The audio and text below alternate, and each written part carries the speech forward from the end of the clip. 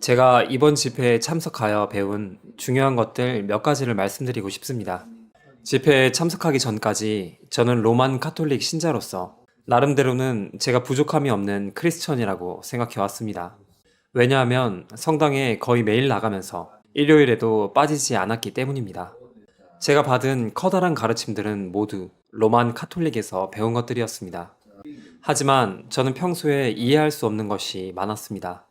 로만 카톨릭에 다닌다고는 하지만 성경을 읽을 기회가 많지 않았기 때문이었습니다.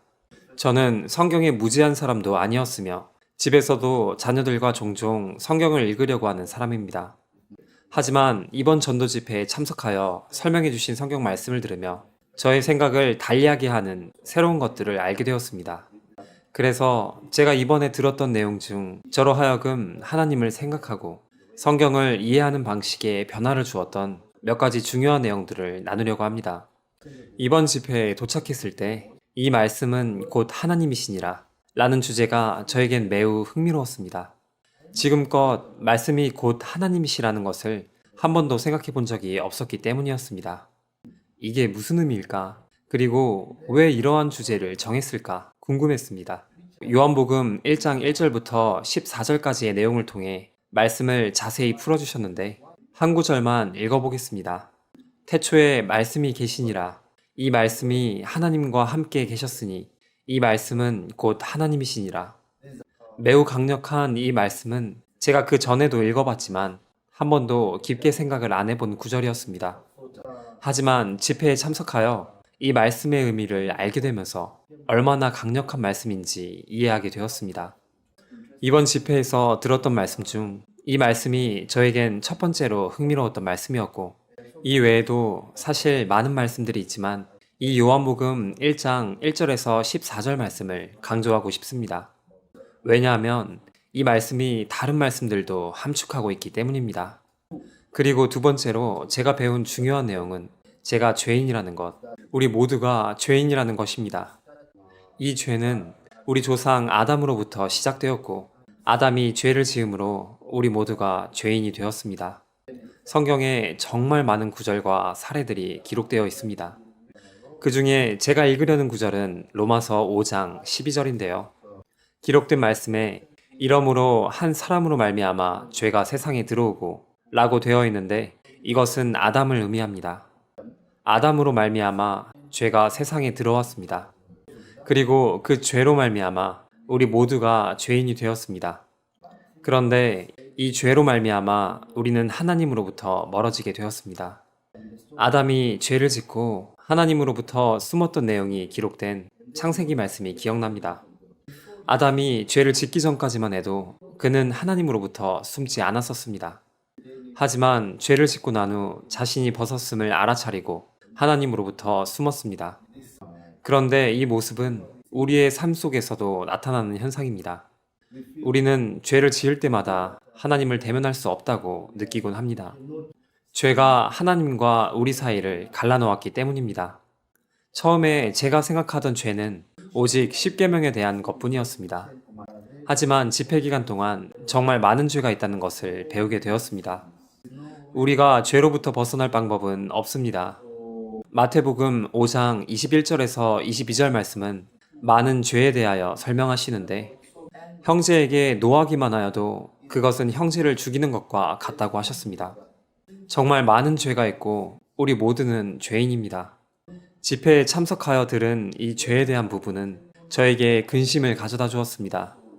내가 죄인인데 나는 어떡하지? 나는 지옥에 가는 건가? 그런데 그 뒤에 저에게 있어서 매우 중요했던 말씀을 듣게 되었습니다. 이것이 세 번째인데 복음, 곧 구원에 대한 말씀이었습니다. 우리는 물론 죄인이지만 구원에 관한 말씀이 있었습니다. 그 구원은 예수님으로 말미암는 것입니다. 성경은 이 사실을 매우 명확하게 표현하고 있습니다.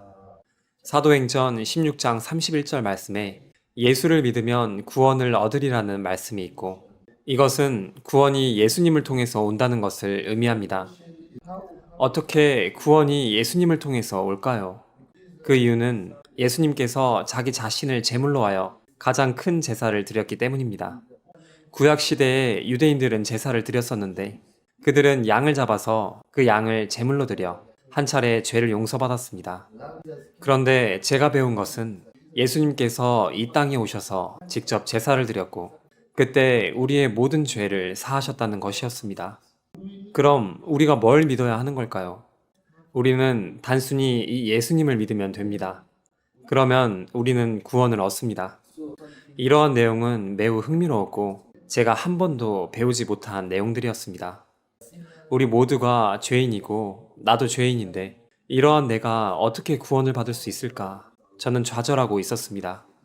하지만 집회에서 답을 발견하였습니다. 그것은 예수님을 믿어야 한다는 것이었습니다. 예수님은 요한복음 14장 6절에 말씀하셨습니다. 내가 곧 길이요 진리요 생명이니 나로 말미암지 않고는 아버지께로 올 자가 없느니라. 예수님은 구원이 자신으로 말미암는다는 것을 명확하게 말씀하셨습니다. 그리고 요한복음 3장 36절에서도 아들을 믿는 자는 영생이 있고 라고 말씀하셨습니다. 또 요한복음 6장 47절에는 진실로 진실로 너희에게 이르노니 믿는 자는 영생을 가졌나니. 많은 성경 구절에서 명확하게 말씀하시듯 구원은 예수님을 믿음으로 말미암아 오는 것입니다. 그리고 정확하게 기억나는 것은 믿는 것에 대해 매우 좋은 설명을 해주셨던 것이었는데 물을 마실 때 그것이 음료수이기 때문에 의심 없이 마시는 것처럼 믿는다는 것은 의심하지 않는다는 것이다. 아무런 의심이 없는 것, 그것이 바로 믿는 것이다. 그것은 구원에도 똑같이 적용됩니다. 우리가 구원받았다고 하는 것은 의심 없이 믿는 것입니다. 그리고 우리의 구원은 예수님으로 말미암는 것입니다. 이러한 내용이 저에겐 매우 흥미로웠습니다. 그리고 요한복음 5장 24절에 내가 진실로 진실로 너희에게 이르노니 내 말을 듣고 또 나 보내신 이를 믿는 자는 영생을 얻었고 심판에 이르지 아니하나니 사망에서 생명으로 옮겼느니라. 이 말씀이 어떤 의미인가 하면 예수님을 믿으면 어떠한 심판도 받지 않고 우리의 죄를 사함받기 위해 용서를 구할 필요가 없다는 것을 의미합니다. 이 말씀이 저에겐 굉장히 큰 충격이었습니다. 왜냐하면 지금까지 영생을 얻기 위해서는 우리가 무언가를 행하거나 어떤 제사를 드려야 한다고 생각했기 때문이었습니다. 하지만 강사님께서 하신 말은 하나님께서 모든 것을 다 가지고 계신데 당신이 무엇을 하나님께 드릴 수 있습니까? 하나님은 우리에게 무언가를 받으실 필요가 없으십니다. 그분이 우리에게 바라는 것은 그저 믿는 것입니다. 거기서 저는 우리가 예수님을 믿음으로 말미암아 구원받는다는 것을 깨닫게 되었습니다. 그리고 가장 중요한 구절이 있는데요. 이 구절은 제 눈을 뜨게 해준 구절이라고 할 수 있겠습니다. 요한복음 1장 29절입니다. 이튿날 요한이 예수께서 자기에게 나오심을 보고 가로되 보라 세상 죄를 지고 가는 하나님의 어린 양이로다. 매우 명확했습니다. 구약시대에 보통 양은 사람들의 단 한 차례의 죄를 사해주기만 했지만 하나님의 어린 양으로 오신 예수님은 세상 죄를 지고 모두를 위해 그 죄를 영원히 사해주셨습니다. 그러한 의미로 이 성경 구절은 제 삶을 바꿔주었습니다. 그렇게 이번 집회를 마치고 저는 눈을 뜨게 됐습니다. 하지만 완전히 뜬 것은 아니었습니다. 왜냐하면 저에게는 몇 가지 질문이 있었고 아쉽게도 집회 기간 동안 그 질문에 대한 답을 얻을 수 없었습니다. 저는 강사님과 마주 앉아 이야기할 수 있는 기회를 얻었습니다. 그리고 그 기회를 통해 개인적으로 중요하고 깊은 내용들을 이해하였습니다. 제 첫 질문은 예수님과 하나님과 성령의 관계였는데요. 보통 이러한 개념을 삼위일체라고 부르는데 로마 카톨릭에서도 이 삼위일체에 대해서 가르치긴 합니다만 그들은 이것에 대해 한 번도 설명을 한 적이 없었습니다. 그들은 이것을 매우 복잡한 주제라고 말하며 설명하지 않았고 저의 사제에게 가서도 들을 수 없었습니다. 성당에서 저를 가르치는 그 누구도 저에게 성경에 나오는 예수님과 하나님과 성령의 관계를 의미하는 삼위일체에 대하여 명확하게 설명해 주지 않았습니다. 그러나 강사님께서 저에게 많은 성경 구절로 설명해 주셨는데요. 다른 구절보다 매우 명확하게 이해되었던 한두 구절을 말씀드리고 싶습니다. 요한복음 14장 9절에서 10절입니다. 예수께서 가라사대 빌립아 내가 이렇게 오래 너희와 함께 있으되 네가 나를 알지 못하느냐? 나를 본 자는 아버지를 보았거늘 어찌하여 아버지를 보이라 하느냐. 이것은 예수님께서 그의 제자들과 함께 있을 때였는데 빌립이 아버지를 보여달라고 질문했습니다. 예수님은 놀라 대답하며 너는 나와 항상 같이 있었는데 지금 나한테 아버지를 보여달라고 하는 거냐? 그리고 빌립에게 나는 아버지 안에 있고 아버지는 내 안에 계신 것을 네가 믿지 아니하느냐? 내가 너희에게 이르는 말이 스스로 하는 것이 아니라 아버지께서 내 안에 계셔 그의 일을 하시는 것이라. 예수님은 매우 명확하게 말씀하셨습니다. 저가 아버지 안에 있고 아버지가 저 안에 계시는 것이었습니다. 즉, 예수님을 본 사람은 하나님을 본 것과 같은 것입니다. 어떤 것이 이보다 더 명확할 수 있을까요? 저는 매우 명확하게 예수님과 하나님이 한 분이라는 것을 알게 되었습니다.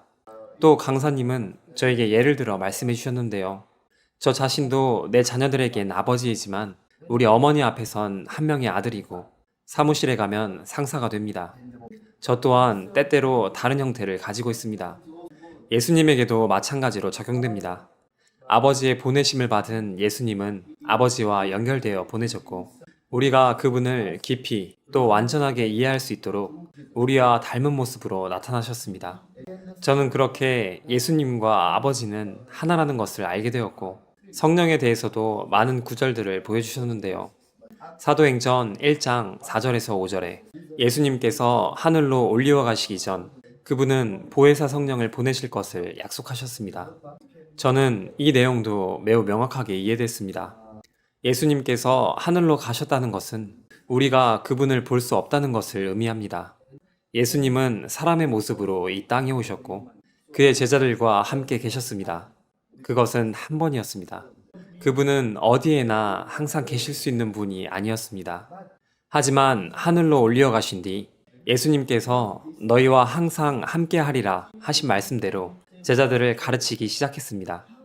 예수님은 어떻게 계속해서 제자들과 함께 할 수 있었을까요? 그분은 어디에나 아무 때나 항상 계실 수 있는 분으로 있어야만 했습니다. 그래서 예수님은 성령으로서 오신 것이었습니다.